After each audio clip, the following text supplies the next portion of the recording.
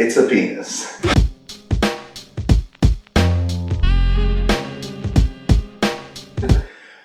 That reminds me of a joke.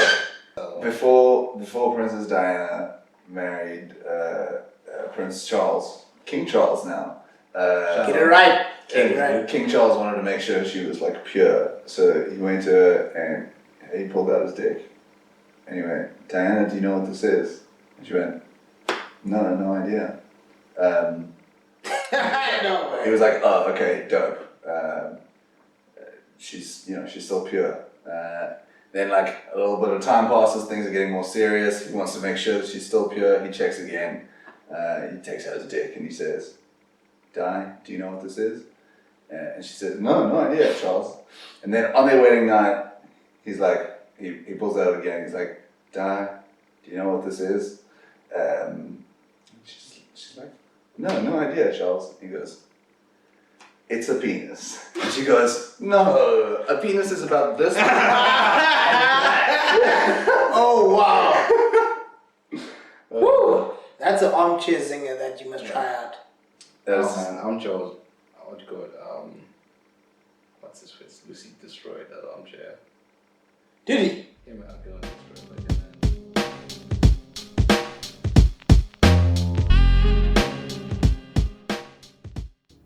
In the year 2016, a brilliant comedian told me that I shouldn't always trust when other comedians tell me that my material is good. That comedian was my cousin, Matthew Armstrong. In the previous clip, the big guy, who goes by the name of Jam Jam, encourages Callum, a new comedian, to do a joke on stage that he knows is guaranteed to fail. If you watch the clip closely, Ngosa is about to say that that joke would bomb at the armchair. That's an armchair zinger that you must try out. Man, I'm Charles. What do you call it?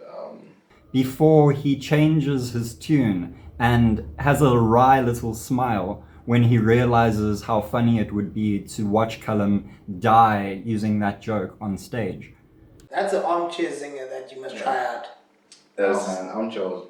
What do you call it? What's his face? Lucy destroyed that armchair. Did he? You must try out.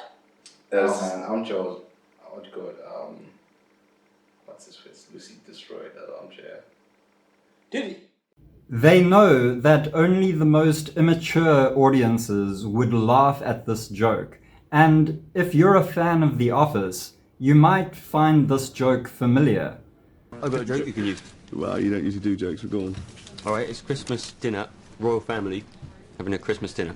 Camilla Parker Bowles goes, okay, we'll play 20 questions. I'll think of something, you have to ask me questions and guess what it is. So what she's thinking is a black man's cock. Oh, right? trust Camilla. Not racist, is it? Because... No. So Prince Philip goes, is it big in the bread bin? She goes, yeah.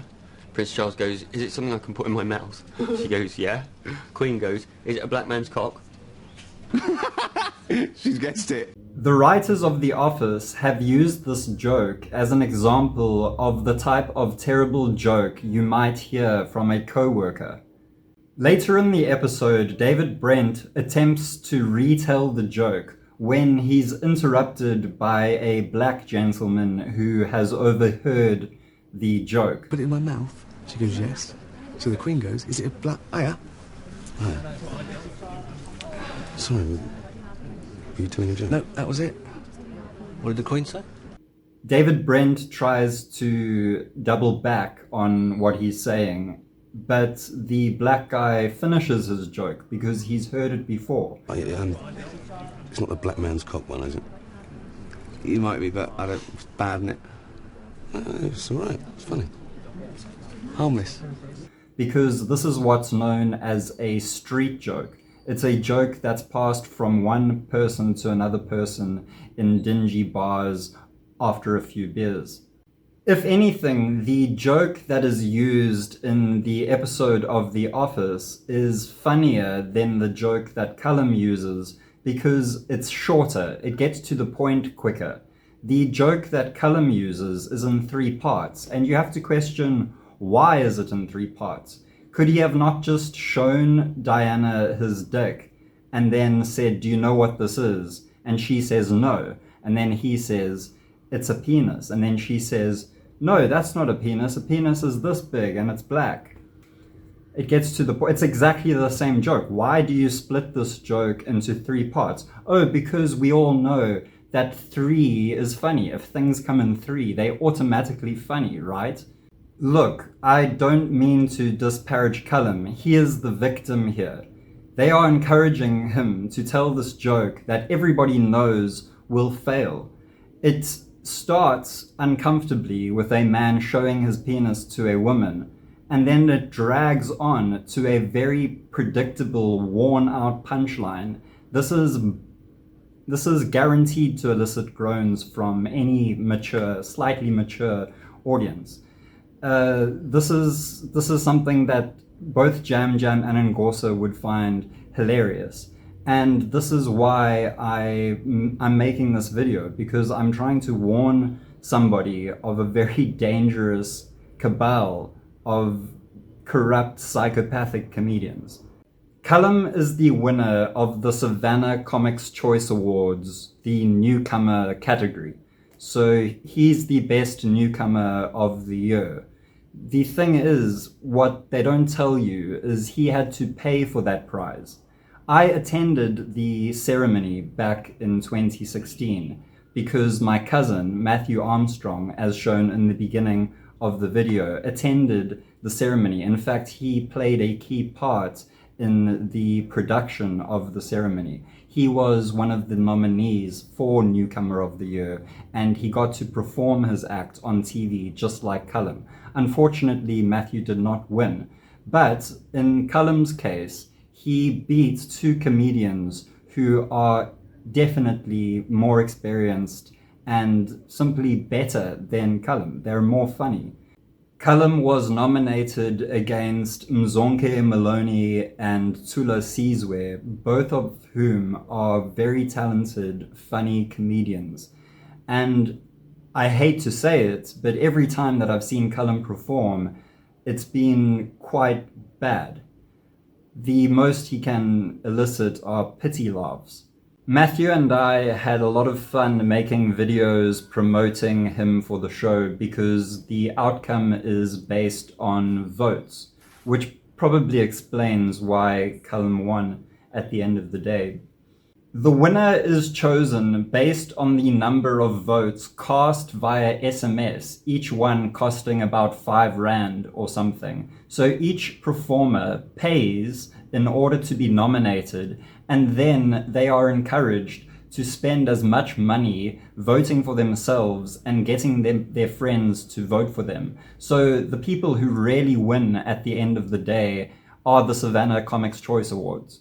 But Matthew, after attaining a relative level of success in the comedy industry, decided to quit. And he was the guy who warned me about other comedians.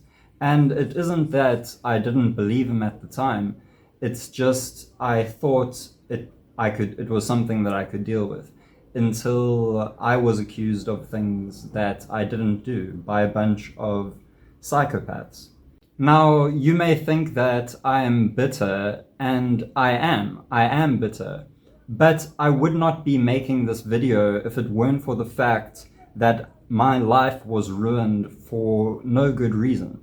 I did absolutely everything right, and to be in the comedy industry from 2015, running shows for other comedians to perform at, successful shows that made money, and then to see this newbie come in with little to no talent and suddenly get swept up into the industry, it makes one quite bitter.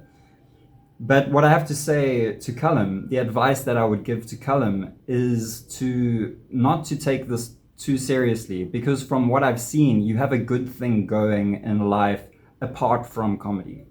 Just watch your back and do not take it too seriously, because it has the potential to completely destroy your life.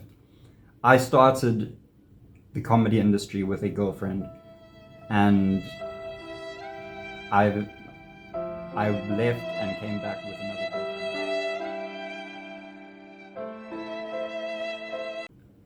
I guess this is a difficult thing for me to talk about because these people literally destroyed my life. But it's not all doom and gloom. Because I headlined at a venue recently, and I will be posting a video about that soon, as soon as I get the footage and edit it. And if I do not receive that footage, I have footage of previous shows that I can cobble together into a video. But there is so much more that I deserve in this industry, and it has been taken away from me by psychopaths. And I do not want this to happen to another person. So please understand that I'm making this in good faith, just like everything else that I've made, and everything else that I've said, and everything else that I've done. Thank you for watching. Tom out. It's a penis.